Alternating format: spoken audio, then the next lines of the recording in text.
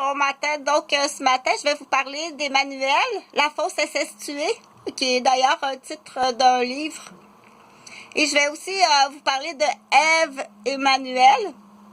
Ève Emmanuel, c'est un enfant qui est entraîné par des adultes à jouer la comédie d'une petite vipère. On appelle ça une langue de vipère ou un enfant de nanane, dans le commun des jargons. Donc, Ève Emmanuel, elle est entraînée pour jouer la comédie de la fausse SS tuée. Ce qui est différent d'Emmanuel. Emmanuel, c'est une petite fille qui est troublée émotivement.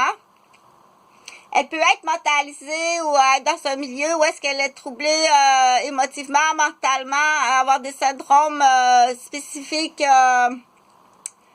malheureusement de code génétique ou d'une maladie. Emmanuel, c'est une petite enfant qui a une maladie mentale. Elle est persuadée qu'elle est incestuée. Donc, il y a un livre qui existe qui s'appelle Emmanuel, la fausse incestuée. Mais là, on est rendu avec Ève Emmanuel. Ève Emmanuel, Ève comme les bonilons, Ève. Ève Emmanuel, c'est pas la même petite fille. Ève Emmanuel, elle est entraînée par des adultes à jouer la comédie dans un but monétaire.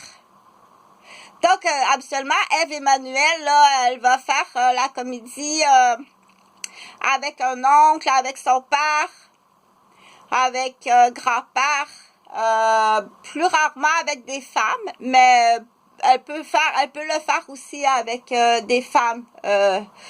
Donc, ça, c'est rapidement comme ça. Du côté des garçons, là, étant donné que Emmanuel existe, puis que Ève Emmanuel existe, ou du côté des garçons existe aussi, on va l'appeler Gabriel, puis on va l'appeler Jack, comme le Jack Strap d'un joueur de hockey. Jack Gabriel. Donc, Jack Gabriel, c'est des anciens dossiers que je vais... Jack et Gabriel, c'est le même prototype. Même style